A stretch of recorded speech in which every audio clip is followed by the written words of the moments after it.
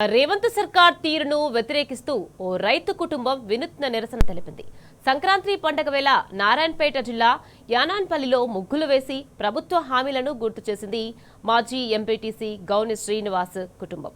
ఎన్నికల సమయంలో కాంగ్రెస్ పార్టీ ఇచ్చిన 420 హామీలను నెరవేర్చాలని ముగ్గు రూపంలో డిమాండ్ చేశారు. మహిళలకు తులం బంగారం, రైతు బంధు, రైతులకు బోనస్, మహిళా విద్యార్థులకు స్కూటీలు, వృద్ధులకు 4000 పెన్షన్ వంటి హామీలెక్కడా అంటూ ప్రశ్నించింది.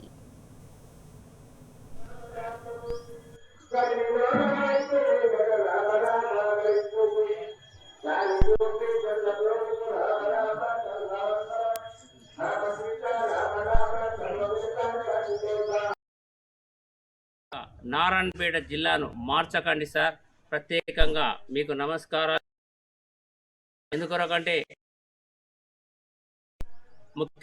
మాజీ ముఖ్యమంత్రి కేసీఆర్ గారు నారాయణపేటకు వచ్చి మీ ఈ ఎమ్మెల్యేని గెలిపిస్తే ఇక్కడ ఉన్నట్టు ప్రజల ఆకాంక్షను నారాయణపేట జిల్లాను చేస్తా అని వాగ్దానం ఇచ్చి జిల్లాను ఇచ్చిపోవడం జరిగింది. మేము జిల్లా కూడా ఊక తెచ్చుకోలేదు. ఎన్నో రోజులు ఉద్యమాలు చేసి ఈ నారాయణపేట జిల్లాను తెచ్చుకున్నాము. నారాయణపేట జిల్లా ఎంతో అభివృద్ధి అవుతుందని చెప్పి మేము నారాయణపేట జిల్లాను తెచ్చుకున్నాము. మీరు కూడా ముఖ్యమంత్రిగా మా జిల్లానే కాబట్టి మా జిల్లాను ఖచ్చితంగా ఉంచుతారని చెప్పి మాకు నమ్మకం ఉంది. కాబట్టి ఈ సంక్రాంతి సందర్భంగా ఈ జిల్లాను కాపాడాలి, ఈ జిల్లాని ఇట్లే ఉండాలి. ఈ ప్రజల యొక్క ఆకాంక్ష, నారాయణపేట ప్రజల యొక్క ఆకాంక్ష కాబట్టి నారాయణపేట జిల్లాను ఉంచాలని చెప్పి మేము డిమాండ్ చేస్తూ ఉన్నాం, మిమ్మల్ని కోరుతూ ఉన్నాం. దయచేసి మా నారాయణపేట జిల్లాను ఉంచాలని చెప్పి మీకు నమస్కారాలు తెలియజేస్తున్నాం. అదేవిధంగా సార్, మహిళలకు స్కూటీలు ఇస్తామన్నారు, ఇవ్వలేదు. ఈ ముగ్గు రూపకంగా ఇక్కడ ఉన్నటువంటి మహిళలు కూడా ఈ ముగ్గు రూపకంగా ఇక్కడ ఉన్నటువంటి మా బిడ్డలందరూ కూడా ముగ్గులేశారు. ఇంకా తులం బంగారం రాలేదు.